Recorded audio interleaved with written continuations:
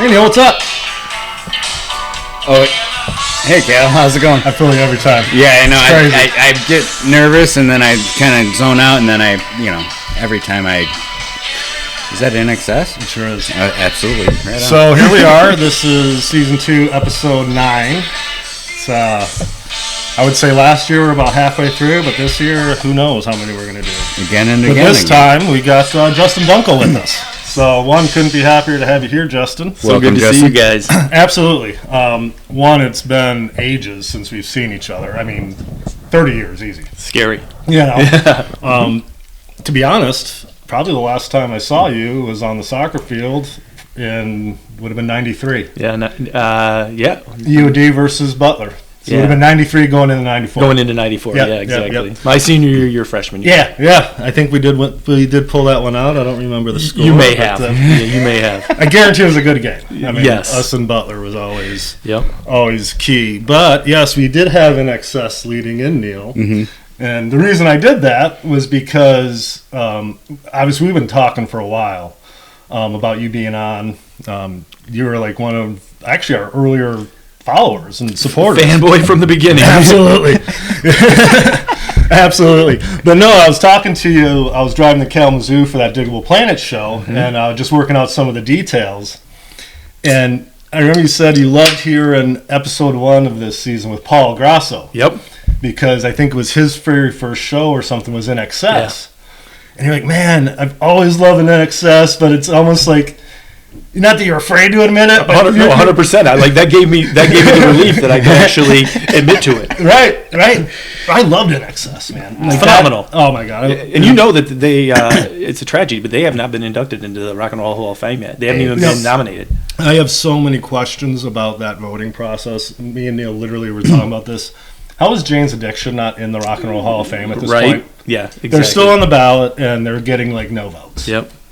And Perry Farrell's still killing. I mean, you went to the Porno for Pyro show a month or so ago. I don't want to say it was like a one of those experiences, but it was. I mean, literally to be that close, knowing that they're done, right? Yep. They might do something special, but he just turned 65 years old this week. Yeah. I mean, and seeing him up there, and I mean Mike Watt on bass was, and I wasn't really familiar with him. Okay. And he's still doing it, man. And him and Stephen Perkins have the best time ever. Yeah.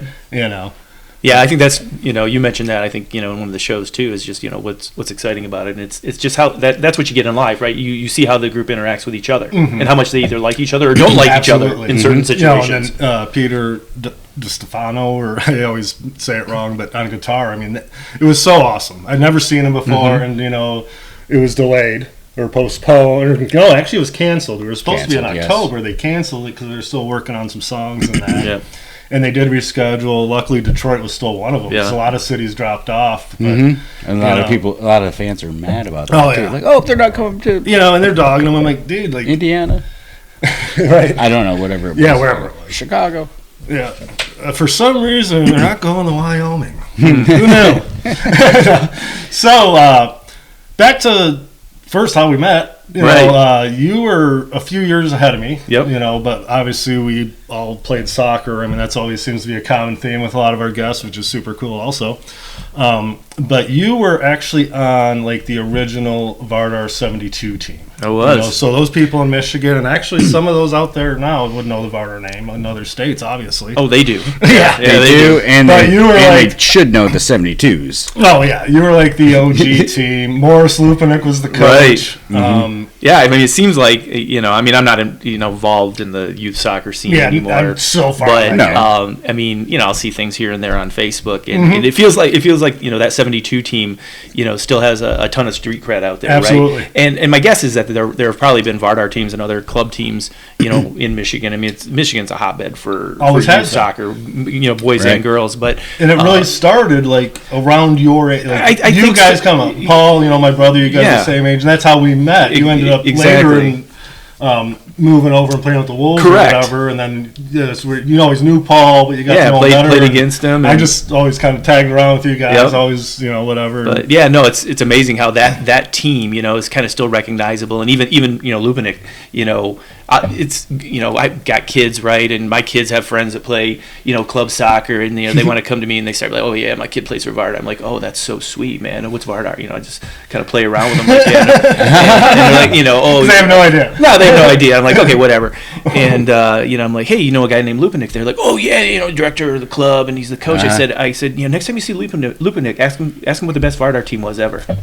And they don't know what the hell I'm talking about. Mm-hmm. And then I'll see him, a month or so later. I'm like, hey, did you run into Lupanik? And they're like, yeah, they said the 72 team. I said, next time you see him, ask him if they know Justin Dunckel. So it's pretty cool that even to this day, again, Morris has coached some phenomenal players. Oh my God! And that we still get some love as being that team. And he was our college coach. I know. So we've all been coached by Morris, right? Yeah, and you played club. He was my club coach too. Yeah, Vardar 78. Yeah, that was kind of wild to have played club for him growing up, and then end up at Butler, and come play UD, and there's Lupanik. Like, what the hell? I know. Yeah. And who was it before that?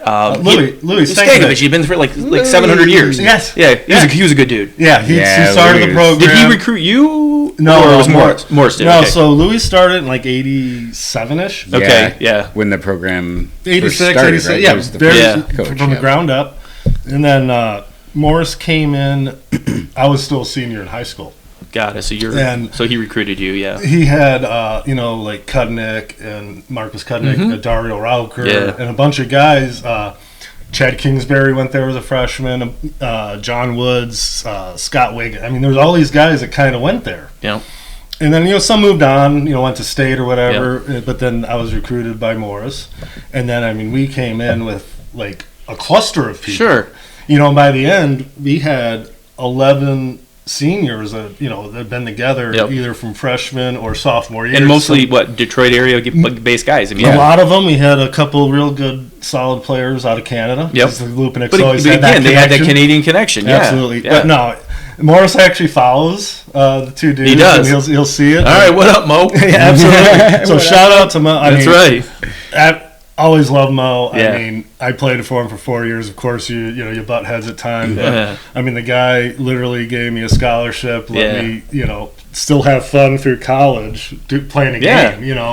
And stuff like that. I mean, he turned that program around. I mean, it's not like absolutely. Listen, UD we had some decent players, but all the local guys were taking off and going somewhere else, right? Yeah. I mean, they, some of them, Michigan State, but with our group, Michigan didn't have a team at the time. Michigan had a club team at the time, and Oakland was Division II. Yeah, right. Everybody, a lot of us, we all had our egos. No matter who played Division I, right? So but that was Oakland. Yeah, Morris made it legit, right, for the local players to stay at home, and it was a good team. In that first year, I think he went like 7-11-2 or something. Like, was really good progress, and then with a bunch of freshmen. And and then my freshman year, we made it to the MCC finals in the tournament, lost to Notre Dame, and junior year we make it to the finals, lose to Butler, and then finally the senior year. I mean, we won the MCC tournament, and we beat Butler, and we played in the NCAA. Like, whoever would have thought UAD was going to be able to have they been back to the NCAA tournament since? No, that was the only time for sure. No. But I remember beating Evansville, beating Notre Dame, beating Butler,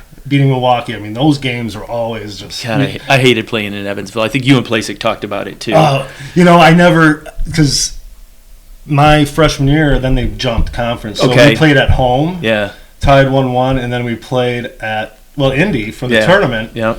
And we beat them 1-0 in the semis. Okay, good. Oh my God, that felt so good to run up and shake that coach's hand. Well, because of what happened when I heard when he was recruiting you and told you it was the worst decision you ever made. I remember that. I'm gonna be a fat loser. No, I remember. I am fat, but I'm not a loser. You got a podcast. You guys were talking about like the fans at Milwaukee, or Al was talking about Milwaukee, and I don't really remember the Milwaukee deal, but Milwaukee came.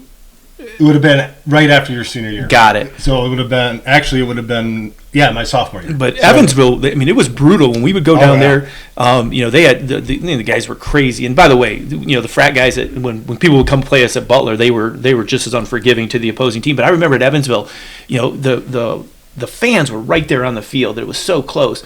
And these guys, they had baggies of piss. Okay, like and they literally chuck baggies of piss at you. They throw pennies. I mean, it was like brutal. That's crazy down there. I mean, good stuff. I mean, it's all right, because we gave it right back to them. Yeah, but it's kind of crazy. Evansville. Yeah. Down Southern Indy. And they had some good teams. Oh my God! Absolutely. They made it to the Final Four, I think, in '90. And it's like, what the hell are you doing in Evansville? Right? I'm not sure. Yeah, but they had some good teams. They had some apparently a lot of English players. Apparently, they don't have indoor plumbing. Well, they're pissing in bags. And listen, I mean, I remember being. And then they just found a secondary use for disposal. Yeah. And listen, our guys, a lot of my teammates, right, at Butler, that were in fraternities, their brothers would come off and they'd be just shit canned, right, for a 7:00 game, and so I'd hear what they were saying to the opposing teams. I don't even remember piss bags being thrown or coins or anything like that. Right. But that was just like so unusual, down crazy. in Evansville. But so you were like. I mentioned with Playsick, you were like one of the OG Michigan guys. You, Weiger, Knoll. And Knoll, so we were the first three. All played on that Vardar We all played on the Vardar. And then, and may I add, you were one of the, because you grew up in Lansing, correct? Mm-hmm. Correct, yeah. And actually came from Lansing to play for Vardar. I did. Which is Livonia, you were like one of those first guys. Yeah, one of the first really people. So I don't know if you guys want to go down the rabbit hole, but I'll tell you the story super quick. So I'd love to hear it. I was at a summer soccer camp with at Oakland University. Gary Parsons, I think, probably running it, so Morris was one of his players, and Morris was one of the coaches, and I had actually been playing ODP. I mean, I was probably like 13 or 14 at the time, and again, a guy from Lansing came, tried out for the ODP team. I think it was under 13 and a half is when it started. And again, I'm kind of unique. I'm a guy from Lansing that makes the ODP teams, and I had my shirt on, right? I mean, we're at freaking soccer camp. We're wearing our best. I got my ODP shirt on. And Morris is like, "What the? Who the hell are you, kid?" Right? And I'm like, "What do you play for?" And I'm like, "Yeah, I was on the under 13 and a half team." He says, "Oh, you want to play for the best team in the state?" And I kind of looked at him like, "What?" He's like, "Yeah, I got the best team in the state. You want to come play for us?" He didn't know who the hell I was. I'm like, "Sure, well, talk to my mom." And that's how I hooked up with him. With Morris. And then I played. I actually didn't even play my freshman year of high school soccer. I mean, literally. I mean, what do you spend? You spend all your life growing up like, I'm gonna freaking be the big man on campus. I'm gonna show up at Waverly High School. I'm gonna be fucking on varsity. And you're gonna be freshman on varsity. I'm a freshman on varsity. And then basically Morris is like, high school soccer sucks. Right, and he's right, by the way. I don't know if it's gotten any better now, but you told me the same thing. Go ahead. Yeah, so high school. So we're going to play club. We're going to play club, and even though we're not going to have much competition locally, we're going to go to all these great tournaments, which we did. By the way, went to Las Vegas, went out to Virginia Beach. I mean, we did some really cool stuff that fall. But that was really tough, right? Because I'd already started. I was playing away from my friends already, my buddies at school. Club wise, I'm like, okay, I get to play with my buddies. Get big boys. Freshman on varsity, and I didn't get to play my freshman year. But in hindsight, again, for my career, it was one of the best decisions that I made. I played 3 years. I remember that because obviously Livonia guys are on that, and Paul was going to Churchill, and you're like, oh yeah, we're gonna have these players, and then they're like, oh no, they didn't come this year, right? Yeah, I mean, Johnny, Reese, Dom. Right. I'm trying to think of all the because that Churchill team was going to be freaking stacked, and then we all stuck with Reese and Dom. Yeah, sorry, they were CC Reese and Dom and those teams. It was probably a big letdown for all these high school coaches at least that year. Yeah, and you are right. I mean, especially back then, club ball was where you were developed. Yeah. That's where if you were going to be an upper echelon player, you were going to make an ODP team through club. And then, eventually that's how you hopefully have colleges see you. Like, I mean, back then, we 100%. We didn't have videos. You couldn't, you could talk on the phone like once a week to a coach, but there was no videos, there was nothing. So, like, they would have to go and watch you, and then hopefully you play good. Yeah. But making those ODP teams kind of gave you a lot. Oh, that was, 100% where all my recruiting all those came coaches then are college coaches. Yeah. I mean, that's where Butler was recruiting me. That's where Wisconsin was recruiting me. Wisconsin, that was my number one choice. That was it came down between Wisconsin and Butler for me. And, so it was you that was saying that. And Al, what other school did it come down? It was Evansville and Butler, I think, for Al. Yeah. But for you, it was Wisconsin. So same thing, Butler and Wisconsin. And, for me, it was like, where do I have the better chance of playing? Because Wisconsin had a good team. Absolutely. And, they won a national title with Mike. Exactly. And Jeff Gold. So Scott Lamphere. Right. So guy and Travis Roy. So Gold played on that 72 team with me. Good friend of mine. And, I loved him as a player. Oh, he's smooth. Just so smooth. No one worked harder. even keeled. I mean, if that guy got fired up, he had gotten fouled probably a dozen times in the game. Right. He was, always positive. Totally cool. So absolutely. so he and I were we went on our recruiting trip together. I mean, that's a story for not this podcast. Well, shit, one of the wildest recruiting trips of my life, or just stories of my life. But Jeff and I went on a recruiting trip to Wisconsin. It had a blast, but again, it was like, where am I going to get to play my freshman year? They were stacked. Gold ended up going there. Yeah. Then Mike followed, and I'm pretty sure Jeff won the national championship with them because I think he ended up taking a redshirt year. It would have been, they won it in '95. So that would make sense. I'm pretty sure he ended up having a redshirt year, and so he and Mikey both won a national championship. So Oakland was another. Oakland University again. A lot of my buddies from Vardar went and played at Oakland. Phenomenal team. For me, just like you and Al said, we're all dead set on playing Division I, right? It's all ego, but that was a good team, And I think about Wisconsin, won a national championship. Oakland, Division II, played for a national championship. We were lucky if we won fucking 10 games. Right. Had a blast. I wouldn't change anything. Tom Baker, a guy from Vardar that I played with. What's that? Tom Baker from Vardar. And he went down to Virginia, won national championships playing for those guys. So it's amazing, how many people that we knew that went on and were super successful. Such good players. I mean, what do you carry on a roster? 16 guys, 17 guys? Well, I'm sure they max out at 18 now. I mean, again, if I look at that photo of that team, there was like 15 guys on your team, if I counted right. And everybody played college soccer, and not necessarily everybody played Division I, but the guys that went to Oakland, they could have played Division I anywhere. Absolutely. Well, that's 100%. That's what I was going to say.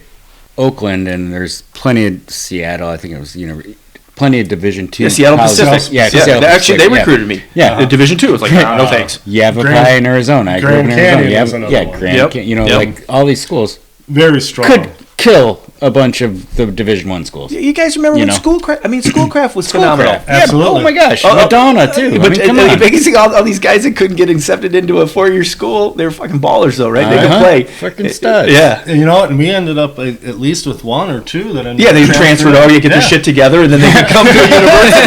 Yeah, no, I get it. But hey, that shit happens. But yeah, going back though, I mean, your brother, miss him to death. When I stopped playing for Vardar. I jumped on with the Wolves, and these guys had all been playing together their entire lives. I had been playing against them, and for me to come over as the rival, and they all welcomed me with open arms and took me under their wings, and your brother particularly, became just a close friend of mine, and because I remember, staying at the house, stay at the house and everything, and we tool around and fucking windows down, music cranking. Hell yeah, man! And it always comes back to that, no matter what.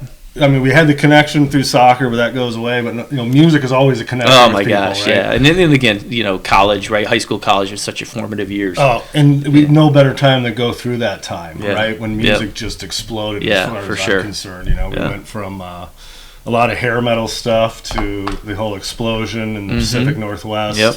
I mentioned Jane's Addiction, and I might even have said this before, but they don't get enough credit.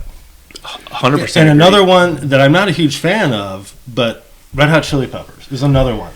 So you had like all this hair metal stuff, but those bands actually started in like '85, right? And their first albums were like '87. So like when all that other shit was going on, these guys were already carving a new path, like a alternate route. Yeah. And then the Pacific Northwest just kind of followed that, but it's like that was almost the bridge from like, hey, there's more than this. This might not be my stuff, but oh my god, the stuff that came up just blows. Right? Yeah. No, you're right about that. I remember probably my junior year of college. One of my buddies on the team was from Colorado, from the Denver area, and we were all big skiers, and we road tripped out to Denver from Indy. And listened to that Nothing Shocking, that Jane's Addiction, that Nothing Shocking album. I mean, front to back the whole fucking way. Like just kept going. And then Mountain Song, and Pigs and Zen. Kept going. You just kept that shit on repeat. And listened to it like 5 times. And obviously, from there, you pick up more Jane's Addiction, and then Porno for Pyros came out. So I remember, that first album, Porno for Pyros, with Pets and was it Cursed Female? Yeah, Cursed Male. Yeah. So. And of course, Perry Farrell started the whole Lollapalooza. And I always kind of forget, but originally in '91, the first one was like a going away party for Jane's Addiction because they were breaking up. Right. And then it just blew up, and of course snowballed from there. And then nothing shocking. So me and my daughter Kennedy went and saw them open for the Smashing Pumpkins. Yeah. And they just ripped out 10 killer. Mountain Song is still one of the best of all Mountain time. Song, Ocean Size. Oceanside. Ted just admitted it. Oh my God! You hear that like first bass What's line. And it was. What's the really long song? The one. Ted just admitted it's long as hell. Is Summertime Rolls on Nothing Shotguns Roll? 3 Days. Or is that on the? Is that on the Ritual? Yeah, I think that's a pretty long song though, right? Yeah. So when we saw him, it was Perry Farrell, Stephen Perkins, and then Eric Avery on bass was back finally after like 10, 12 years. Yeah. Well, just recently, they're all back together. Navarro's back with them. So apparently long COVID is over for him. But no, they're supposedly making new music for the first time since Ritual. Okay. All right. So what I'm hoping, me and my wife Emily got the 4-day pass to Lollapalooza in Chicago. And what I'm hoping, because they always do something kind of special. Yep.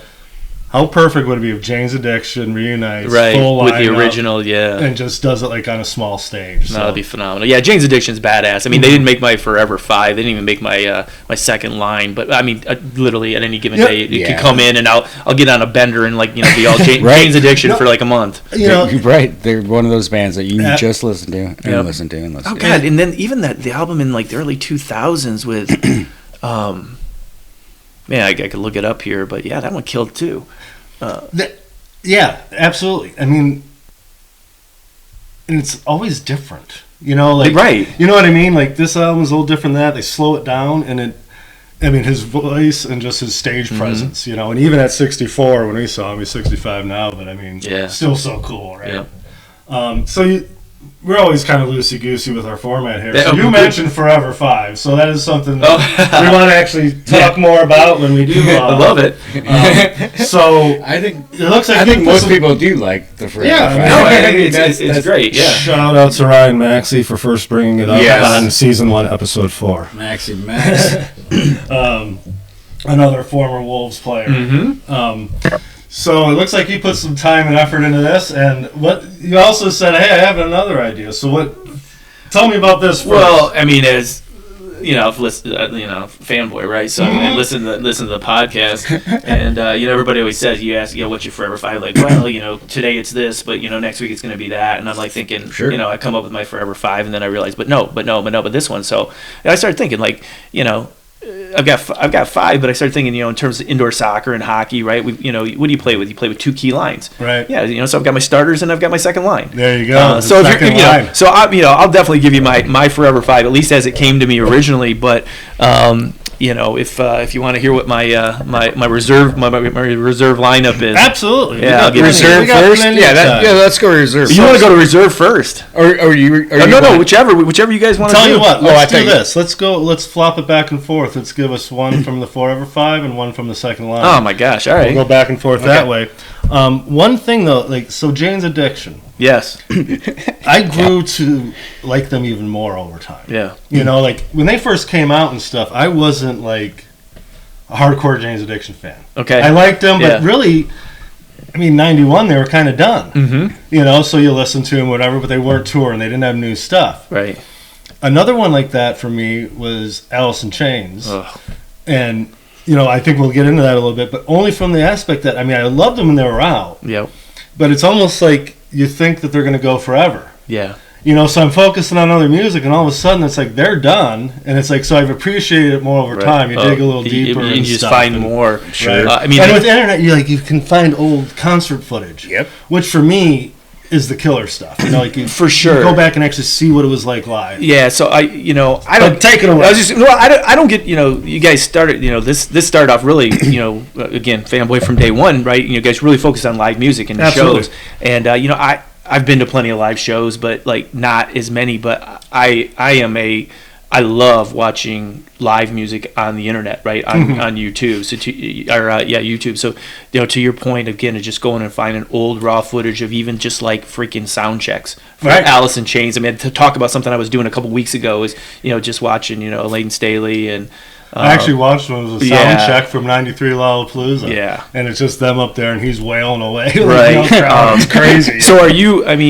you know, are you even still into current Alice in Chains, or is it all just the Lane Staley era? No, you know, I've tried like hell. I've tried like hell to get current. No, it's not that I don't like them, but for me, it's like a lot of times music's a snapshot in time, if that makes sense. Yeah. So, like, I'm not gonna lie, I'm loving like these 30th anniversary shows where they're playing, like, for Green Day, for example. Yeah. Like, when I liked Green Day, it was like 93, 4, 5 or whatever. It was Dookie, you know, and stuff. So I'm going to see them. They're playing Dookie and American Idiot full. That's right. What I remember. That's like the beauty of it. Like Alice in Chains, it was a moment in time. You know, Lane Staley. I will say, when me and Paul and you were there, we just weren't together, the Guns N' Roses show at Ford Field, when they first got back together with Slash and Duff and stuff. And stuff. Alice in Chains opened up. And I remember me and Paul just kind of walking the concourse at Ford Field or whatever, because it was, you know, still kind of new or whatever. And hearing them, it was amazing, because they still sounded great. Yep. But it was all the old songs. Have I listened to any of their new stuff? So that was with Duvall, right? Yeah, it was with Duvall. Yeah. But and he sounds great. He sounds great, and I know they always say, oh, he sounds just like Lane Staley. And I say this all the time.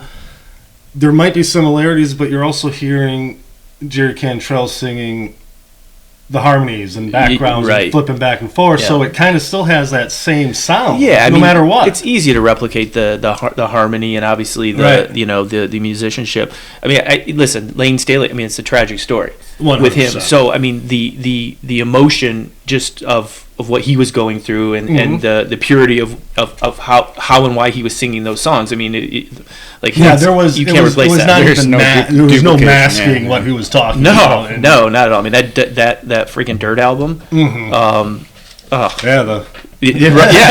just looked at it earlier. I mean, it just comes out of there, just right out of the gate. It's like, oh fuck, let's go. So, you've seen Alice in Chains with Lane Staley, or no? I have not. Oh, you didn't? No. I may have. I don't recall it. Again, you know, could have been one of those things where I saw him, you know, as part of. Could have even been an opener. It could have been an opener. Believe it or not, Alice in Chains used to be an opener. Sure, for sure. I mean, no matter how good they were back. No, you know, as you and I talked about. I mean, the first time I saw Dave Matthews, they were a freaking opener for Big Head Todd, right? You know. Yeah. So maybe I don't necessarily recall it. Right. But. Yeah, you know, having, you know, so the albums, right? The concerts, the YouTube concerts. So is Alice in Chains in your Forever 5? Yeah. Let's see. All day. So do you have them ranked like 1 through 5?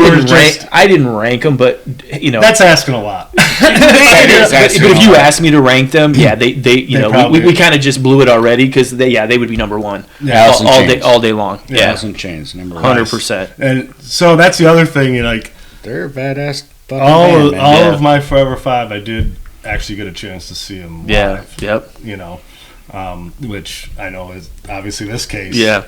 And again, I always say, what do we always say, Neil? Got to see them before they go, or because if there's a band you love and you want to see them, never seen them, either they die or you die. Yeah, right. Exactly. Absolutely. Yep. I mean, shit happens. So go out and see them whenever you can. So. What was it about Alice in Chains specific? Do you remember like the first thing, the first time, or was it just an evolution of where you're just like, this is? Yeah, you know, you don't know if it's, you know, was a time in my life. I remember getting that Dirt album CD. I think CDs were out at that point. You know, as a Christmas gift, right? And clearly, I had put that on my list. I mean, I've always been a big fan of music, but I do remember getting that Dirt CD, and you know, and just loving it. The I would say what really probably just took me in entirely and made me want to discover more of their catalog. Was the live, the Unplugged, the MTV album. What I mean.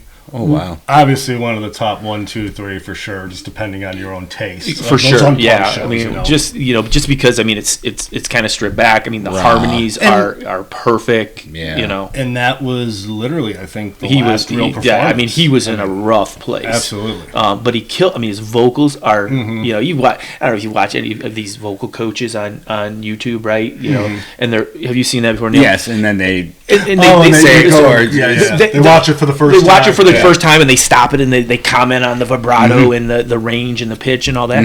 And I mean, there are a million out of them out there with Lane Staley, and surprisingly, like Sebastian Bach, right? I mean, the shit he could hit with Skid Row, those notes that he could hit with Skid Row is like he's actually a decent singer, right?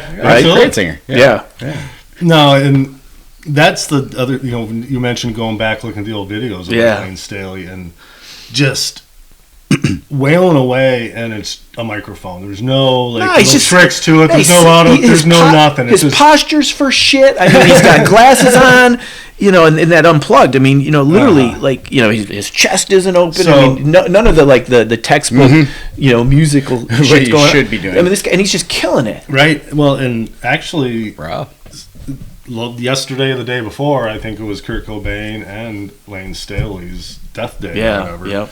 Which I don't know that they know for sure exactly. Right. That was the problem, right? Yeah. Well, it was 2 weeks before they actually found him, and I remember reading the report of it or whatever. 80 pounds, no teeth. Well, can I interject real quick and then say or ask how that went, because I think our listeners might not know about Lane Staley's death. If that's a bad subject to... No, I know. I mean, you said 2 weeks. I don't know. So, he basically became a recluse. He did. Yeah, he just retreated. And he had a long-time girlfriend, might have been a fiancée at some point. I think her name was Demery or something like that. And she had overdosed. And then that hit him super hard. I mean, he was a long-time heroin addict. Yeah. Well documented. I mean, a lot of the songs, Down in a Hole is pretty self-explanatory, So, pretty much lived as a recluse. And would sit in his condo, play video games, and do drugs. Yeah. And for a long time, his only interaction, basically, was the drug dealer showing up, delivering drugs. Yeah. Okay. And what had happened was his accountant, Lane Staley's accountant, realized there hadn't been any money transactions in 2 weeks, which there was almost daily for the drug dealer to come. Right. So they did a wellness check and found him pretty much decomposing. Yeah. Okay. And I didn't want to, he had lost. I mean, he was skin and bones, and he had lost all his teeth. Yeah, there was a thing in the Unplugged, he was missing a lot of teeth. Yeah, even at that Unplugged show, I mean, he was in a bad place. Always would wear gloves because he had by the time he was shooting in his hands and everywhere else. And so just a real tragic. I mean, textbook freaking. The one thing I always musician. And you have to want to get better. And I've never had to battle anything like that, so I hope what I say doesn't. But you have to want to get better. But I also was is helping him get better, putting him in the studio, going on the road. It's almost like the Intervention. At some point, you got to chop it off, but it's got to be how do you figure that out? But what I always that always went through my head. But then Mad Season. Oh. So one thing I never River Deceit, that song. And you turned me on to Long Gone My Pain Day. Is Self-Chosen. Yeah. I mean... but was it Long Gone Day? Oh. With Mark Lanigan from Screaming Trees. Screaming Trees, oh, my God. Yeah. But I didn't realize that Mike McCready had such a habit. So he was trying to get sober. Yeah. And so were, the other guys in the band. So that was actually why they kind of looped Lane in. They were hoping to kind of have that influence, or at least for a moment in time, and maybe something clicks. Because they made that one album, right? They do, but I never realized it. So it's not like the guys don't care about him. It's like you can't do nothing. No. Listen, they all loved him. You got to love yourself though first, right? 100%, and want to do it. Such a shame, though. Yeah, such a shame. If you had to say, do you have a number one killer tune from Alice in Chains? If you had to... So many good ones. I mean, I love Sludge Factory. Yeah. I mean, that's a great song, but I mean, Nutshell. Nutshell's a great song. I mean, I like Frogs. Frogs that was one I was never really remember hearing much of, and lately I've been listening. I'm like, wow, I really love this song. That's the best thing, right? Just to keep kind of diving deeper into the catalogs. I mean, absolutely. We talked about In Excess at the opener, and if we want to go to another Forever 5, if you guys want to go, sure. I was looking at you dig a band, and they've got they resonate with you when you create a playlist out of just that band, right? Mm-hmm. It's funny. I hear you guys talk about Spotify. Because you do you create your playlist on Spotify. I'm still on iTunes.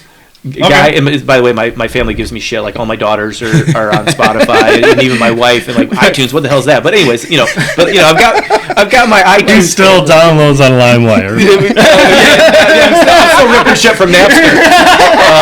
He's burning CDs left and right. I guarantee. Sells them back in his car. I got shit in my iTunes library that I ripped from Napster. To this day, I guarantee you. But yeah, when you like a band and they've got a big catalog and a big influence on you when you create your own playlist. And so I was driving here today and I'm like, okay, I'm gonna have to fess up to this shit about INXS. Love INXS. And I look at my playlist of them; it's 48 songs.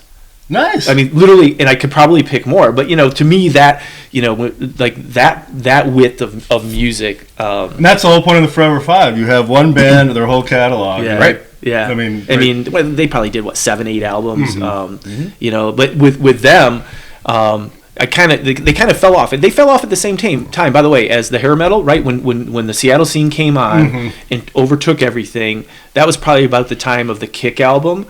And I think the next one after Kick was the Full Moon Dirty Hearts, and their sound really changed because they were trying to appeal to this grunge scene. And I kind of fell off with them there. And so just recently, over the last couple of years, I picked up some of their final albums. And I'm like, holy shit, these are even better, right? Than the Shabu Shaba and the Swing. Oh, no kidding. But yeah, like the Elegantly Wasted album. Honestly, that Elegantly Wasted album may be the best one ever. Huh. The music. I mean, they just evolved, right? In the instrument and Michael Hutchins. People want to kick my ass. Because there's a ton of great frontmen out there, right? I'm not so sure that there is a better frontman ever than Michael Hutchins. And I know that's a bold statement. It's a really bold statement. But you can compare him to all the great frontmen. Yeah. I mean, he has everything. That's a bold statement, but music's always subjective. I mean, the guy's hair. So, did you get to see them? Yes. He did have beautiful hair. I mean, this guy. And he was beautiful. I mean, very good looking. He's tall. Handsome feller. Tall. He's thin. He's got kind of like Sting. I hate fucking Sting. Fuck Sting. I do too, by the way. Thank you. Sting. I never liked the Police or Sting. The only good thing that came out of the Police was Stuart Copeland. Yeah, he's a good drummer. Yeah, no, really good drummer. Yeah, great. Musician. But yeah, I never liked Sting. I never got. And I was into that. Obviously, that kind of that new wave alternative scene. I think you say early on they fell into that, right? But I never liked the Police. But yeah, going back to INXS, yeah, I saw him. I think I saw him at least 4 times. I did see them as an opener, by the way. Nice. Another example, of a band, before they became a headliner. I saw them as an opener. I believe it was actually the Shabu Shaba album. There's nothing better than catching. Yeah, they right. So yeah, I saw him on. You see him in a small little theater. Yep. I saw him on the Kick tour, the Full Moon Dirty Hearts tour, and this was Listen Like Thieves. Late 80s? Yeah. 90s? So late, to me, it was high school through early college. The X album, INXS, that X album is phenomenal. I remember that coming out, when I was in school, because the first time I listened to it was... In high school, though? No, at Butler. Oh, right? College, but... The Kick album, Kick's a good album, but that was kind of their commercial success album, right? That's where you started hearing like prom songs and shit. I mean, literally, like the song for my senior prom was "Never Tear Us Apart." It's probably the my least favorite INXS song of all time because it's so because you play it. But that was their breakout like mainstream album, right? And so that was in high school then. But I remember one of my buddies on Butler soccer team had the cassette tape of the brand new INXS X album, and he flipped it to me on a road trip. I don't know where the hell we were going, but he flipped it and he said, "Hey, Justin, check this out." And that's where I heard the X album. Right on. Yeah, it was when I was in college. It's too cool. Do you remember your very first show, as we're talking about? I do. So the very first show that I ever went to, and I was probably maybe in 5th grade, 6th grade, was Adam and the Ants. Nice. At the Lansing Civic Center. And pretty sure my mom took me. That's awesome. And I actually ended up seeing Adam and the Ants twice. And one time, the Romantics. Shout out to Detroit guys. Opened up for them, and then the other time the Psychedelic Furs. Oh, nice. Opened for Adam and the Ants, and actually the Psychedelic Furs were phenomenal. I bet. Yeah. And Adam was just in town. Played. A week ago. Yeah, Masonic. Yeah, the Masonic a week ago. So, yeah, actually, one of our supporters posted on our Two Dudes and Live Tunes Facebook group. Yes.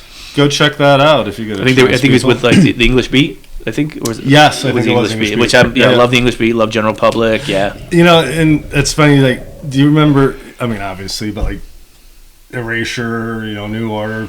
I remember Paul would be. He had that phase. He had his female lead singer phase. But I mean, that's what I also love too. Is like, I never would have listened to Erasure if it wasn't for Paul, or stuff like that, or Sinead O'Connor. Like, love Erasure. It's funny you tell me about that, because that reminds me of the time when I was hanging out with Paul and Phil and Brady and the guys from the Wolves team. But yeah, it was Erasure, it was New Order. New Order. That was great. One of your early shows, I remember. Paul's not been on the show yet. Yeah. He has. So, episode 3, season 1. So that might have been it. Where Paul's kind of he's a big fan of female leads. Yeah, absolutely. And that actually got me spinning, because I hadn't done the deep dive, and then Sinead passes away, and so I dig into her catalog. I mean, Emperor's New Clothes is one of the best songs ever. Mandinka is the best song. I love it. But like, it got me. Then I'm listening to Mazzy Star. Like, how freaking good is Fade Into You? Incredible. I mean, that's one of Paul's favorites. One of his is it? Mazzy Star. Yeah. Actually, I'm going solo to Masonic to see PJ Harvey and stuff. Are you? Yeah. Oh gosh, where are you going? Masonic. When is that? September 28th. All right, I might go with you.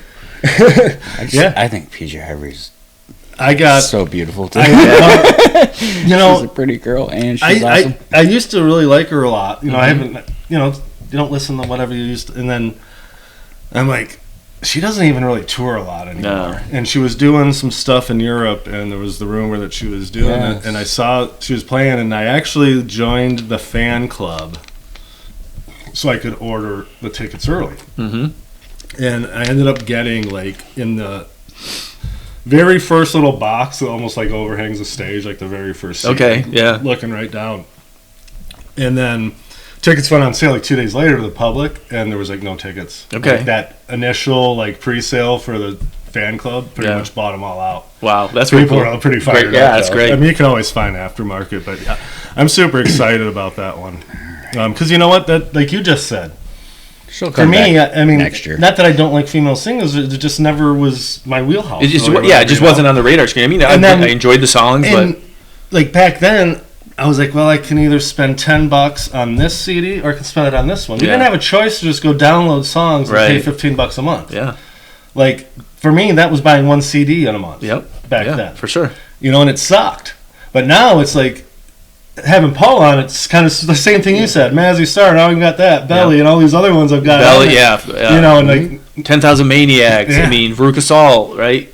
Actually, Erin Powers, who was just on a few episodes ago, just went to see Louise from Veruca Salt. Right, yeah. And she got to meet her, got pictures with her and stuff. She dated Dave Grohl, right?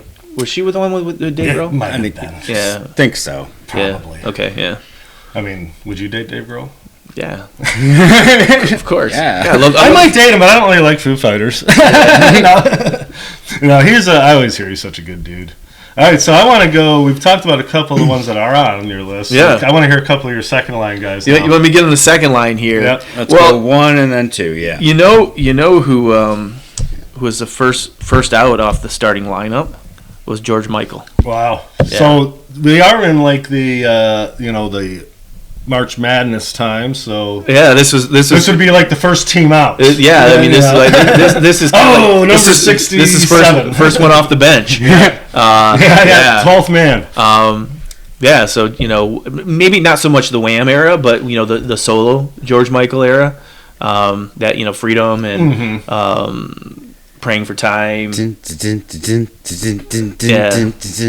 that was his coming out song, right? I mean, male heartthrob that ends up, being, it's not the case. Yeah. But love George Michael again. Phenomenal voice. Amazing songwriter.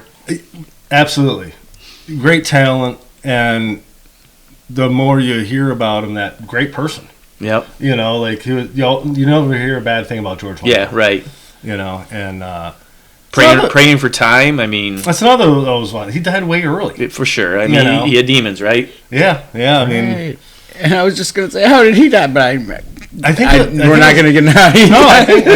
It was just like a heart attack. Yeah, like Christmas Day or something. It was. Like it was years ago. But listen, drugs will get you. Yeah, he was. He was a little heavier at the time. Mm-hmm. Yeah. Probably on some medication that caused you to gain weight. Right. George. Yeah, but who else you got? Did you ever see him live? No, never saw him live. No, I mean that. I'm he's kind of before my time, like for going to see him. I agree with you. I like the solo stuff better than Wham. Yeah, like Wham to me was probably like middle school. That was again, that was boy band stuff right there. Yeah, exactly. For us, that would have been about boy band. Again, I'll admit it. There, some solid Wham songs. Now their fucking Christmas song is horrible. I mean, but I don't want to ever hear that again. But what Last Christmas? I mean, it's like wasn't there something going this like people, I believe people were trying to avoid it. But yeah, no, the George Michael solo stuff, and so I'll give you another one. Let me flip genres on you a little bit because we've had In Excess and Alice in Chains. So I'm still a big fan of like the hair metal era. Okay. So Tesla.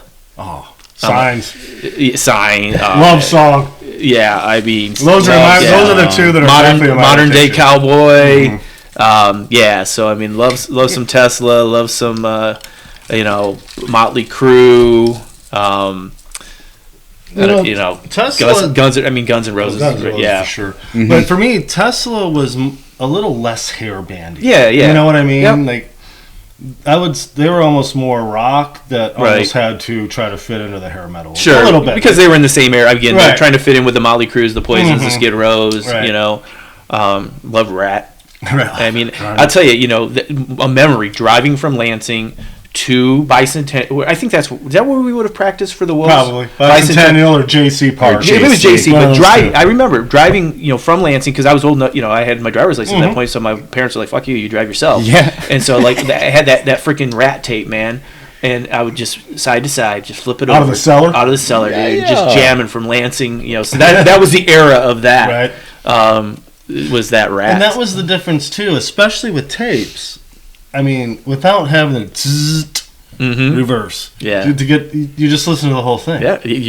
And that conditioned me. So even when I had CDs, I would just listen to the whole thing. Even though CDs are sweet, because if there really was a shit song, you could fast forward at least easily past it. Records were easier to find the song you wanted to listen to than a tape. For sure, tape was an effing nightmare. Yeah, because you had to time it. So annoying. Yeah, so annoying. And the thing about tapes was, you fucking listen to that shit song, you were forced to. Yeah, you're forced to. But ultimately, you appreciate it. I mean, I was driving back. I was driving back from Chicago last week. I listened to that entire Out of the Cellar. Yeah, album, did you really? From front to back. That's awesome. I knew every goddamn song. Mm-hmm. And there was some on there that were shitty. They sucked. And you're like, but I knew them. I knew every word to them.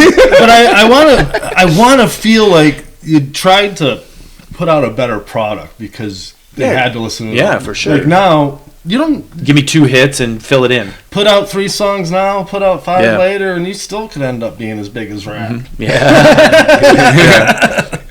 Fucking Rat. I can't wait to put them on the playlist. Yeah, get them on there. Get them on there. All right, let's head back to one on your forever. Oh, you want to go? We'll go to the A list here. Mm-hmm. Let's see. We'll flip it back over. So we gave. How about the Cult?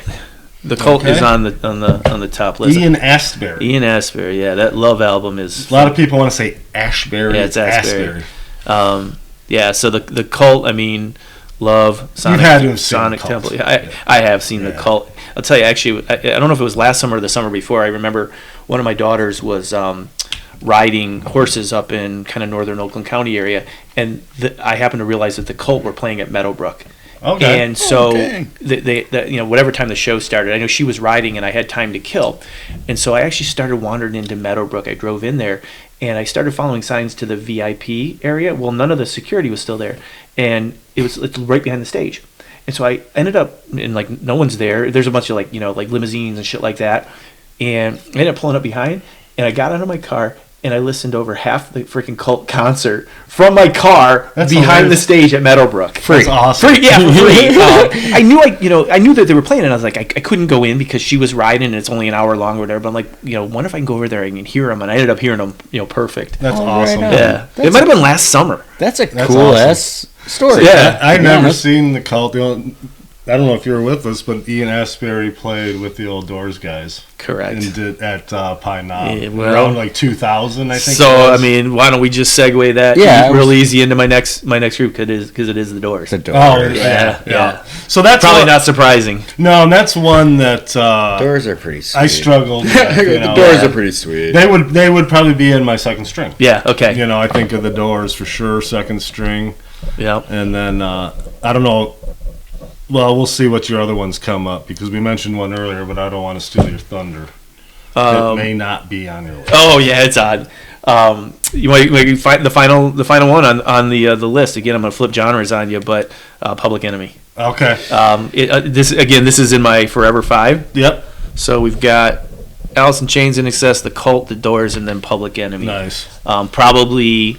I was introduced to. That's wide ranging, by the way. Go ahead. We'll say that. Yeah. Oh, right. Yeah. Exactly. I like your musical range. Yeah. You know what? And I'm glad you brought that up, Neil, because one of the common themes, and it does seem, I think, a lot of our guests have wide ranging musical taste. Mm-hmm. And the other thing is, we all played soccer, part of teams, and back then, it's amazing. Like some dude plays a tape, and then someone else on the team, and so you end up listening to all this different stuff and being exposed to it. Yeah. As opposed to having your blinders on in your own little world. Mm-hmm. Yeah. We played with all walks of life back before that was ever a thing, right? Yep.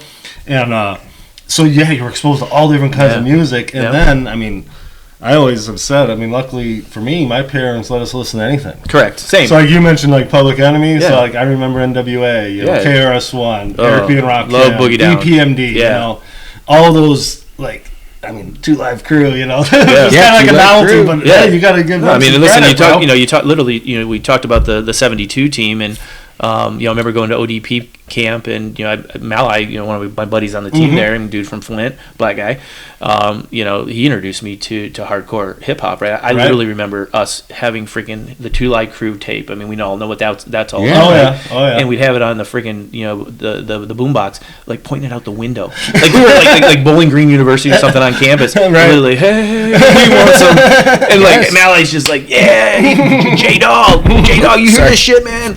I remember listening to Live Crew for the first time too. My buddy Dan Mulville. Yeah, absolutely. We used to go in his basement. Oh my God, 10 years old. Listen to Live Crew. Fucking awesome. Uncle Luke, man. And Mally was absolutely awesome on the field, dude. Yeah, a guy you loved having on your team, and a guy you hated playing against. No, seriously. Every time we get out on the field and shit, we get chippy. I'm I'm glad this dude's on my team. Absolutely. Not only was he, a tough son of a bitch, but he was smooth. Smooth as a player. And he could play anywhere in the field. He played anywhere from sweeper to striker, dude. He played it amazed me that you actually reminded me that he played striker at Oakland. He played sweeper for us. I know. But listen, everything starts from the back. Right. So just boom, boom, knock it around, and get up on corner kicks and set pieces. Yeah, he was so smooth. Absolutely. And he ran so effortlessly. You couldn't. It didn't even look like he was running, but you couldn't keep up with him. Right. Yeah, and just the quick. It was awesome. But yeah, I used to love watching you guys play. Yeah. That was the beauty of having Paul play. Yeah. Whether he was playing with the guys or against. That was what sold me early on. I was oh my God, I want to play this game. Yeah. Yeah. And then luckily I was a goalie, because I would have been really shitty. Sorry. Instead, I'm a Hall fan. You're decent on your feet, but you're a better goalie. Yeah. I don't know. That's my old JV soccer coach. Get out of here, Cal. Put you out on the field sometimes? He said my talents were being wasted in goal. I was much better on the field. Get out of here. All right, this is the worst coach I've ever had. That's so funny. So I'm on the regional team as a goalkeeper. As a goalie. Yeah, but you got me playing left back. Talents are wasted. He had me up top. Oh yeah. I'm slow as fuck. Well, that's why he put you up top. But I'm left-footed. Yeah. Right. Yeah. Exactly.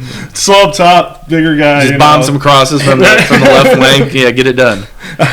They expected me to play the Scott Weiger role, where you can actually shield people. Yeah, just put your ass into somebody and post up.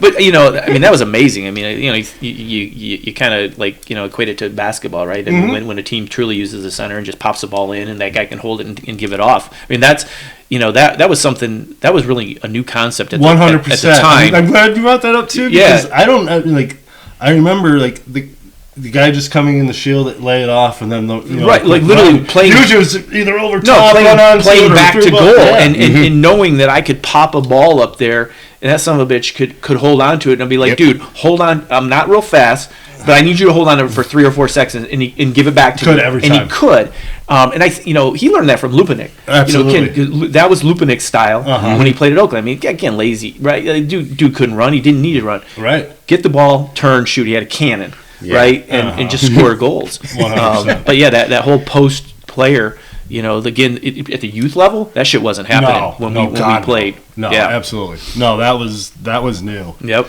And I remember seeing that, I'm like, holy crap! It just seems so simple. Right. I mean, you could either play it into his feet, you could pop one, you could throw one 20, 30 yards to him, drop it off, and he just basically put his big ass in his arms up and be like, hold on, I'm coming. Yeah. I'm like, I'm on my way. Tim Blackwell was another one. Our center mid. I mean, slowest guy ever, but so skilled and could use his body.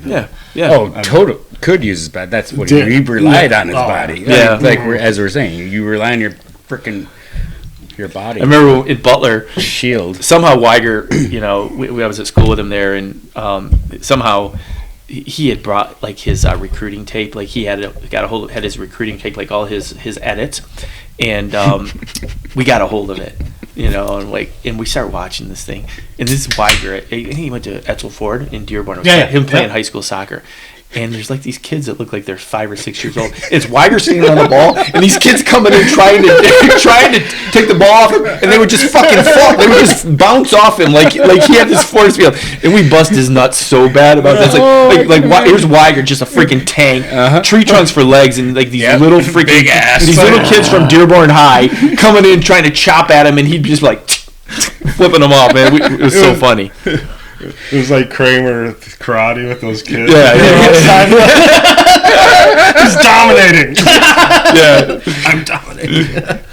All right, so actually, so Public Enemy, we didn't dig too deep. I wasn't a huge fan of Public Enemy, but I really liked it. You know what I mean? Like, if it came on, I would always listen to it. But they were definitely important. Yeah, I mean, pioneers of hip hop, obviously. We see Run DMC, right? And you go back and listen to a lot of their stuff. I don't want to call it hokey, but some of the songs are they're more fun. They're fun. Lighthearted more. You're right. You drill into Public Enemy. They have a message. We have a meaning. And KRS was another one. KRS-One. I mean, Boogie Down Productions. Absolutely. Yeah, My Philosophy is one of my favorite songs ever. I love BDP. And then, like I said, Eric B. and Rakim. I mean, oh my God, Rakim. Yeah, I mean, the best MC. Right. And again, those are the types of things you almost forget about. So then I go back and I throw them on my playlist. And so I usually hit my playlist, I hit shuffle, and whatever comes on, and I might forward a couple of them. But oh my God, like when one of those old school songs come on, it's just you're pumped right away. Yeah, I might listen to Rock the Bells, on my satellite radio a little bit here and there, maybe even on the way here. And I did hear EPMD. I did hear the DOC, which shoots off from NWA. Right, and I probably knew this, but maybe forgot. So DOC, right? I mean, he had that one album that was like killer. Yeah, and then he just kind of faded away. So. The deal with DOC is he ended up something happened with his vocal cords, right? He was in a car accident, and it totally damaged his vocal cords and his voice in that. So he was literally unable. When you can't MC, you can't make albums. No, and I'm like, holy shit, I don't really remember that, And then there was I did see some pictures like online, like current day him. I forget who it was, and still looks awesome. And it actually said that he was trying to maybe do something now, like who knows? But I love which is sad, right? Because you had obviously NWA, and then that leads into Dre and Cube going solo. Yeah, and Snoop Dogg comes in. D's nuts. Yeah, and and all that, and you just expected DOC to be like one of those guys that would still be going now, and then I'm like, holy shit, that just sucks. I mean, you like Imagine Dragons, right? Okay. Imagine dragging these nuts across your chin.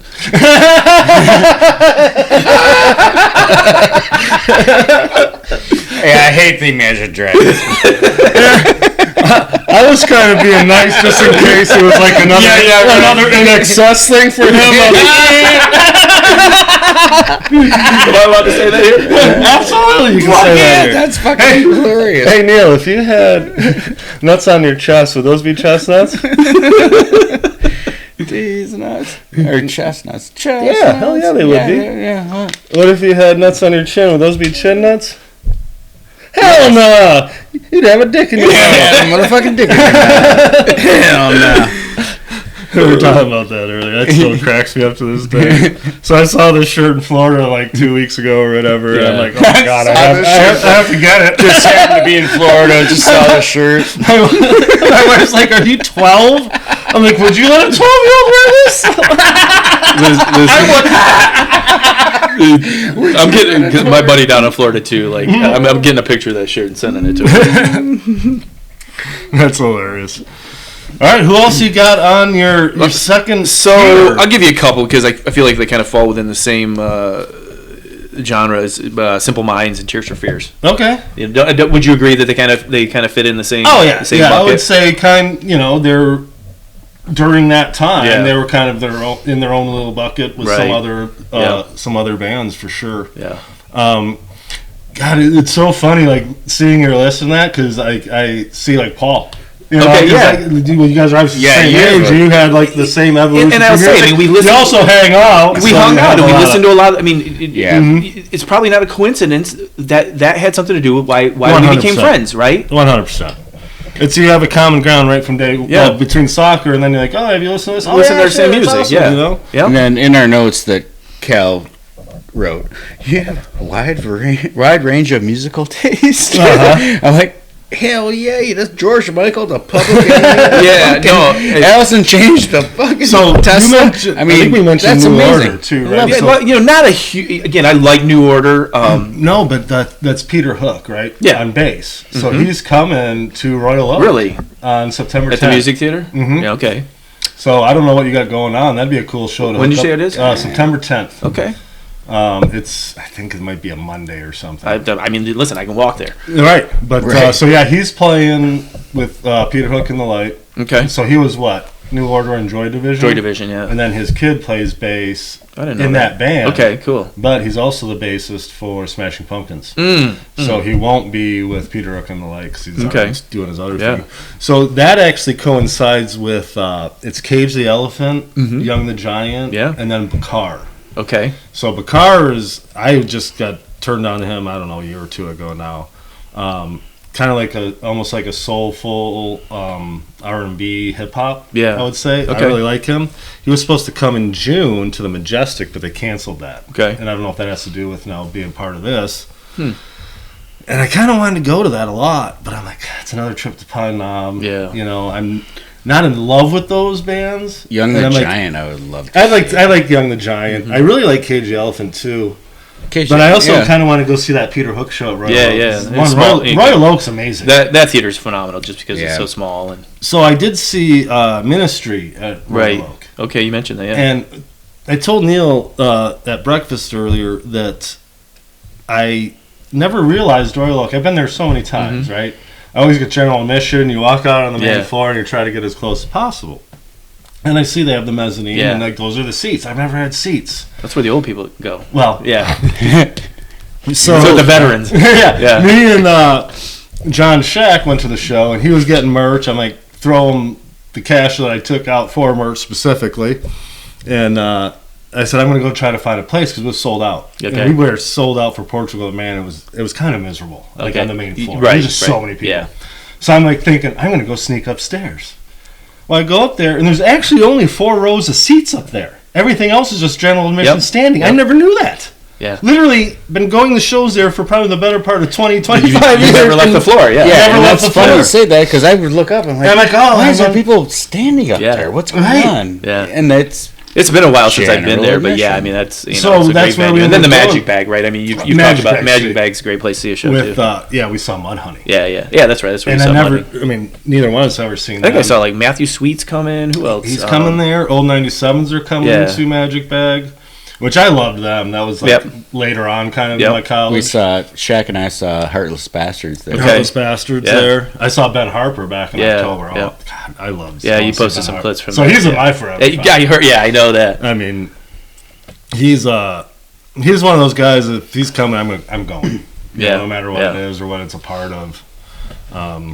I mean, I got 2 in my Forever 5 where the front man isn't around anymore, is it? Well, that's how... I mean, Hutchins and Staley, right? Right. So, mine are Wilco. That's another band that me and Neil were talking about. Yeah. Like, I mean, from when they first started with AM up through Yankee, Foxtrot Hotel or whatever, I mean, you wouldn't have found a bigger fan. Mm-hmm. But it was around that point where I stopped buying CDs. Okay, yeah. But I also didn't have a good way to get their music. Yeah. So like Ghost is Born was like almost like you missed unknown to me. You missed it, yeah. And some of this other stuff. So then they came out though with that live CD that has, and I got the Wilco beer.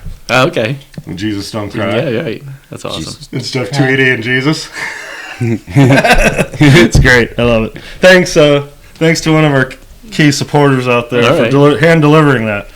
That was one of those bands. And seeing them, like, especially some of these older ones that we used to go to and see them in these smaller places, now they're coming back to those smaller places. Right. And going to see a show at LCA and all that's great and all, but you're not close. Yeah. I don't want to be on the main floor even if there's seats because you can't see shit. Right.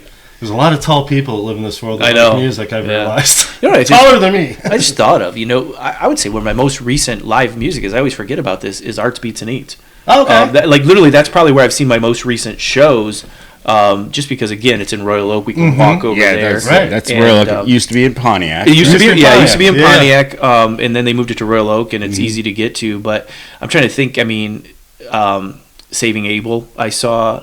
Blues Traveler always seemed to almost be Night Ranger, Night Ranger, Jefferson Starship. So, what is the Night Ranger song? There you go. Sister Christian, but so that song, remember Boogie Nights? Yeah. The scene where like rob the guy and you got the guy throwing like the pops and Sister Christian's playing. I know Keith O'Connor, if he listens to this, and he will think of that part in that movie, and he will laugh, and if he's drinking, he might spit out of his mouth. Oh, man. Every once in a while, though, they'll have a decent act. Panic at the Disco, you saw there. They called it quits. Did you see that? They did. They finally called it quits. This is going to be it. Yeah. There should never be Panic at the Disco. Right. No, the Disco's where it should be fun times. No panic. Yeah. I've seen Sponge a couple times. I love Sponge, yeah. I like Sponge. They're the local guys. Yeah, Detroit guys, yeah. No, and that's cool, too, because, you have some of those bigger acts, but you also have the local stuff, Yep. And, we had Joe Nora on, we saw him play at the Token, which was super cool, seeing Grand guys, Circus. Grand Circus. And then, being at the Token, and I know we mentioned before that Los Lobos is playing there. That's actually tomorrow. Yeah. Oh, is it tomorrow? It is. It's tomorrow. Oh, it's a Sunday show, Neil. We always love a Sunday show. Doors open at 6:30. Wow. You're going to hear Ba La La La La Bamba. Are they sold out? I don't know. It can't be sold out. I don't know. Or it might be sold out. It might be sold out. Wow. But no, that was cool seeing that. And another one of those guys that went from soccer to playing music. Right. Yeah. And it's like finding that kind of next. I know for you, it's fishing. It's fishing. I wish I could have been a rock star. Don't we all, right? Absolutely. If you could have been, what would you have been? If you could have been a rock star, would you have been frontman? Oh, hell yeah. All day. Lead singer, right? I love it. Would you play guitar or just lead singer? Nothing in the way, man. He might pick up the guitar on album 4 or 5. Maybe a tambourine against my leg to keep time, but other than that. Oh, the Scott Whelan. Just keep time. But I don't want to do any of that stuff. I just want to walk around. See, I wouldn't want to be the singer. That's way too high anxiety. Put my feet up on the amplifier and pose. I think I would want to be the drummer. Because Because you know what? Maybe because the goalie aspect, right? You kind of sit back and watch everything unfold in front of you. You just kind of keep the beat and make sure everyone's doing the right shit. Yeah. Bring them back when they're too fast. That's right. That's right. Right. So yeah, you control. Yeah. So the tempo, yeah. Since you brought up kind of the second tier, just real quick, I had Wilco, Ben Harper, Smashing Pumpkins, Lou Reed, and Crosby, Stills, Nash and Young. Which that was like that one. I struggled with number. Did you? I wouldn't call them. I mean, they're my 5, only because they were the last ones I really picked. And I love Neil Young, and what I figured was there's so much of Neil Young's stuff that can be found on the CSNY catalog. Okay. And then you have all the CSN stuff. Yeah. Without Neil Young. Right. Yeah. So I'm like, I maximized it. Yep. I didn't go as far with Lou Reed with like Velvet Underground, but in his catalog, if he plays Velvet Underground songs, might be a live version, I get to bring that in. So I'm still getting like a lot of that stuff. Yes, I saw the play. Yeah. Yeah, that's... So these are some of the rules, because we actually, I laugh, but I actually really love that this guy asked me this question. I mean, Two Dudes, the name came from the mixtape that me and Neil made. Okay, yeah. I mean, literally trashed out of our mind in Paul's basement. I mean, you remember back then his volume of CDs, like literally 500 on this huge wall, and just going through me and Neil, and we had our rules. You can have the band once on the side, but you can have 2 songs, but only once per side. Got it. Yeah. And it was a 60-minute each side, so 120-minute take. Okay. 2 hours of music. So you had legitimate time to work with. Yeah. And that's why we also kind of said, well, you can have a second because it's long enough. Yeah. And I mean, going back, we thought of some because we have no idea where these tapes even are. And then we made a part 2. But the ones we definitely remember. It was called Two Dudes Part 2. Yeah, it was. I mean, it took us a long time to come up with that name, but we finally settled on Two Dudes Part 2. Yeah, we're brainstorming forever. At first it was Two Dudes Part Duh, and then it was Two Dudes Dose, but we finally just said Two Dudes Part 2. It just seemed to hit better. Yep. But I mean, we remember some Cherub Rock from Pumpkins were on it. Rebirth of Slick and Nickel Bags of Funk on each side from Digital Planets are on it. We had, Bouncing Around the Room by Fish, the live version. Yeah. And then a bunch of, just having all those different things. Yeah, that's a mixtape, right? Right, and that was the beauty of it. And to be honest, I forgot where I was even going with this, so if someone could help me where I was going on that track. I think you were going with something somewhere. Yeah, I don't know. Oh, that's what it is. So, my second tier. So, going through all that stuff and all this music and, the Beastie Boys. Yeah. They were, like, probably the first out for me, And for me, the Beastie Boys, when they were playing their music's kind of their funky punk, so check your head kind of on. Yeah, Cookie Puss. Yeah. And don't get me wrong, I love that one. I just love how like every fucking absolutely. It's like last thing I don't know the song, but I know exactly what you're talking about. Like the B-side shit, right? Yeah. And Paul's Boutique, yeah. Yeah, Paul's Boutique was amazing, but that was more straight up hip hop. The first time I heard What You Want was fucking warming up in Evansville while I was getting piss bags thrown at me. Are you serious? I kid you not. It was the first time I heard What You Want. Are you serious? That's actually from the. So that's from Check Your Head. Or Check Your Head. Yeah, they were playing it during warm-up. I'm like, this is the Beasties, and it was in Evansville. Yeah. Weird how I can't remember shit usually, but I do remember that the first time. And you got a piss bag. I got a piss bag thrown at me. Yeah. So I saw the Check Your Head tour at Wing Stadium in Kalamazoo. Okay. And actually took the parents' minivan, picked up Paul at Eastern, and took a bunch of guys there. But Rollins Band opened up, that was awesome. Saw him at Lollapalooza '94 with Pumpkins and stuff at Pine Knob, and then saw him. It would have been, was it Old Communication Tour probably at the Palace, and they had the center stage. Yeah, and I was on the very first seat, like on the boards, like center ice. So I was like 50 feet away from them on the center stage. It was amazing. Live shows are for me, Gratitude and Something's Gotta Give are probably 2 of my favorite songs, and they're off of Check Your Head. I always liked Pass the Mic more than So What You Want. Yeah.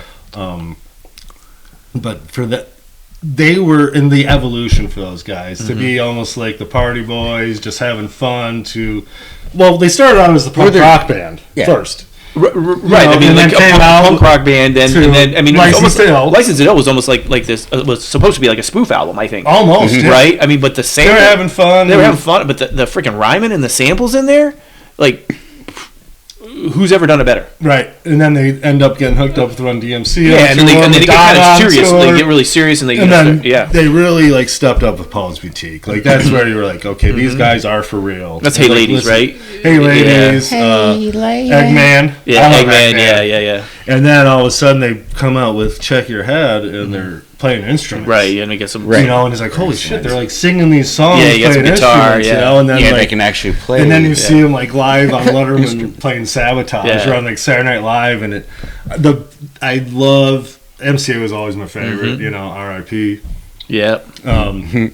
Watching him play that bass on Sabotage, and it just looks like he's just hammering on a guitar. You know? Yeah, right. He's not. Yeah. Yeah, it's just the old punk way. Almost, for sure. That's how they played it, right? They thought it was just a guitar with bigger strings. They were definitely one. You know, Alice in Chains for me. I would probably put them closer to like 10. Yeah. Only because I love them. And like I said, I've grown to love them more. But I also have to look at what is the Forever Five. You get the entire catalog. Alice in Chains has. Well, I'll say you have 2 Alice in Chains.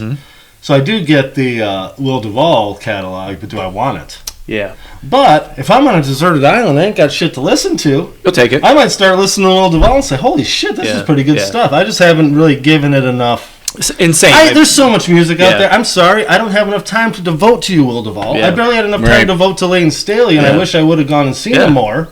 I was lucky enough to see him at Lollapalooza, but you know, that's one of those ones that I appreciated over time, and that's, again, if you like him, go see him. You know. Yeah. What about you, Neil? Yeah. Well, I want to hear some of your. I mean, the Police. You know, the Police for sure is his top one. Yeah, But no, I know. Actually, you came and talked when Maxie was on, and just kind of half-assed throughout a Forever Five. I'm sure you gave it a little more thought. And I actually thought of this. Okay, let's hear him. Justin and I were talking earlier. He's like, I asked him, I was like, what do you think about the Tragedy Hip? He's like, yeah, I like the Tragedy Hip. I wouldn't put him in my top. They weren't in my top 10, but or 20. They probably wouldn't even get to 20, but they're legit. Love the Tragedy Hip. Great live. They were always great. I saw them at the Fox, okay, we were probably at that same show. Yeah, probably what, right around 2000, around there. Yeah. I look at it because I got married in 2004 and I started having kids. So I had like a block of where I didn't really go to any shows. Yeah. And now all of a sudden, you know, all my kids are older and I'm a grandpa and I ain't got shit to do. Right. So I'm like, all right, I'm going to a ton of shows again, and plus it's work. Yep. So. And I know Echan will love the Tragedy Hip. Absolutely. What up, Each? REM, I've said this before. This was one of your original Forever Five. Yeah, REM is, I don't care. Fuck, those fuckers came out and... They were like 84, 83 or something. Like I mean, damn near in the 70s. And damn it, they're really retired. They're no longer playing. I've never seen them live, by the way. I mean, Michael got a little bit weird. I'm very sure. You didn't go to that Pine Knob show? Nope. When Wilco opened up? Nope. Oh my god, it was such a good show. That was the only time I've seen REM was at Pine Knob. It was like a fucking Wednesday night. Yeah. And Wilco opened up for him. Okay. I mean, that's college radio to me, right? REM was college radio when I first got to Butler. Well, I mean, I'm not saying you're older than No. I mean, you're about 5 years older than you know, so that's actually a big change, right? So that means when you were a senior in high school, he's like still over here listening, you know. I still think REM, but REM is one of the still holds up. Greatest American bands. We all know. Fuck KRS. KRS-One was what was the song that KRS-One? Oh, was it a pop song or no? Not pop song. It's Oh yeah, KRS-One has a verse. 100%. Yeah, from REM. That's what made him legit to me. Actually, is when KRS-One hooked up with him. Right. Then I'll go with The National. Which radio? Radio. Yes, it was radio. I don't know if you guys ever heard of The National, the best band ever. Yeah. That's probably my number one. So I've heard of them, obviously, Neil. Especially, you, Paul, Keith, Lindsay. You guys have seen them, it seems like a ton of times. One of the best bands ever. I don't dislike them at all. I have them on my playlist. I've never seen them, but they are coming. I think they're coming to Freedom Hill. Yeah, they are. Out in Sterling Heights or whatever. And then Wilco and then Tom Petty. Okay. I still say Wilco, hands down, one of the best bands. I need to spend some more time with Wilco then. Wilco's pretty cool. Yeah. It never kind of was on my radar, but I'll... I think you might, if you like kind of country folk, kind of like... They definitely evolved over time, too. But their original albums are... So Yankee Hotel Foxtrot, you got to listen to. That'll hook you on Wilco. So Wilco is Jeff Tweedy. Mm-hmm. So before Wilco, he was in a band called Uncle Tupelo. Okay, yeah, heard of that band, yeah. So it was Jeff Tweedy and Jay Farrar was the guy's name. And they were both like guitar players, songwriters, together, almost like a Lennon-McCartney type relationship, right? Really heavy, almost like country, folksy songs. Mm-hmm. But they had one song that was called Effigy on the No Alternative CD. Do you remember that? Yeah, that's what, again, so, we had this conversation a couple weeks ago. Yeah, it was called Effigy, and I'm like, wow. And it's a slower song, but I was like... I know the one you're talking about. And I'm like, I really like that song. Yeah. So I'm like, oh, who is this Uncle Tupelo? So a lot of times you found out about shit by chance, or from someone else who was already listening to it, or the one thing that I will thank Paul, really, till the day I die. It's not that huge of a deal, but he had a Rolling Stone subscription. Oh, yeah. So that thing would show up every week. Yeah. So you're seeing, what's hot in college, or what's coming up, or who's got a new album. Like, oh, I got to check this out. That actually, magazine was great. It introduced you to a ton of new music. Absolutely. A ton of whole different genres. Yep. So not only from other people you're getting it, now you're getting it from a resource. Yeah. And then you start going to shows and you see some of these openers, and it broadens it even more. And so anyway, you had Uncle Tupelo, had some albums. Well, they ended up, I believe it was Jay Farrar who was like, you know what, I'm going to go solo first. So he created a band called Sunvolt, which I actually have one of the things over there on the wall. Sunvolt, it's a good band. And really liked them, and then Tweedy made Wilco. Yeah. So it was funny because Wilco ends up being kind of the more, well-known, of all acclaimed band. I mean, they've won Grammys or whatever now. But so they started out with an album called AM, which is really good. First album, the song "Passenger Side," I love it. Okay. It's basically like a road trip song. Yeah. And then they have "Being There," which is a double album. Being There. And then they came out with "Summer Teeth," and that was like where they really made that next step. It's different from what you've been hearing. A lot of instruments, there's keyboards, cool sounds with guitars and shit. I got some road trips coming up. Need to dive into some Wilco. I don't know, how did I miss this, right? It's one of those things, that song, and this is when I was in college, that song led me to find these two bands. And then we went, that's how we went and saw them at the Majestic, like 500 to 1,000 people. And then they come out with, was it Yankee Foxtrot Hotel? Which then, Yankee Hotel Foxtrot. Yankee Hotel Foxtrot. I always get it fucking wrong. I'm horrible with names, songs. That's probably their best album. Maybe I'll start there. Well, I would start with Summer Teeth. Okay. Right. I would even go dig into the other two, but after. I would start Summer Teeth. They're all great. Yeah. But Yankee just really takes it most popular. And then they came out with A Ghost Is Born, which I think they actually won the Grammy for. But they have a live from Chicago double album where it kind of encompasses their whole. See, and I love again. I don't go to a ton of shows, but I love live albums. Right. Again, if I'm searching a band, I will gravitate to their live album. So like the Hip, the Tragically Hip. Right. I want their live album. Yeah. 100%. I will listen to their studio or whatever, like the actual album, and then I love hear it live now. I want to hear it live now. Because that's true, right? That's true, right? It's pure. Yeah. Yep. How do they play it live? I love downloading the live, the ones I love the most since we're on live albums. Live from Mars, Ben Harper. Okay. Double CD. Yeah. The first one's a lot of just him on his slide sitting down, just jamming. Yeah. And then the second one has a lot more kind of laid back, acoustic, stuff like that. Amazing. The other one I would say is Velvet Underground. It's actually 1993, but it's all in Roman numerals. Yeah. And that was when they got back together, original members, in 1993 in France, and did 3 nights in a row. And then they kind of took the collection of the best songs for that one. Live, right? Yeah, live. Yeah, we were talking about, That one's awesome. Fish, whether you like them or not, the Live live through this or whatever. Live through this. You know, well, however I live it, right. But that's where we got bouncing around the room. In Excess has got Live Baby Live, or was it Live Baby Live? Right. And that's one of my favorite live albums. That was one of the ones. Yeah. And then this Wilco live from Chicago. Like, that gives you a good representation. But the other thing they did was they had a collection of 3 CDs. It was the Mermaid Avenue, Volume 1, 2, and 3.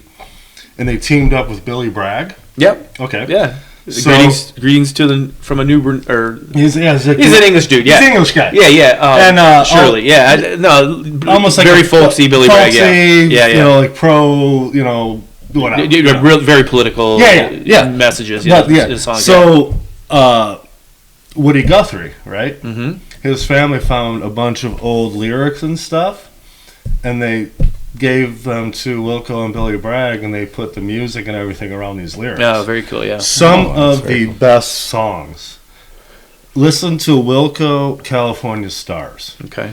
Absolutely, I mean, I love that song so much, and seeing it live is amazing. You've never heard of Wilco, California Stars? Oh, sorry, guys. No, I mean, you're fine. I mean, you guys. I mean, listen. We also. I mean, we're talking about live albums. We just skipped over "Frampton Comes Alive." Well, I mean, "Cheap Trick at Budokan." Right. I mean, so yeah, I would suggest you got some road trips, Wilco. Yeah, I would even throw in some Sunvolt. Just check them out. Yeah. Sunvolt, the album Trace was back in the day was.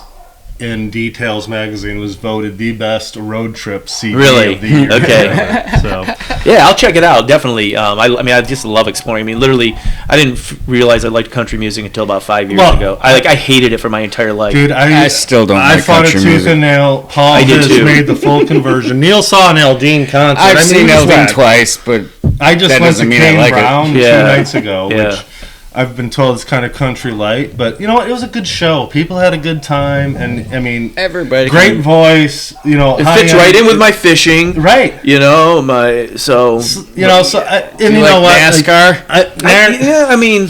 Yeah, I do, and I don't. Yeah, like so really, I'm not a huge NASCAR fan, but for me, it's like if you're going to a show, it's hard to not have a good time.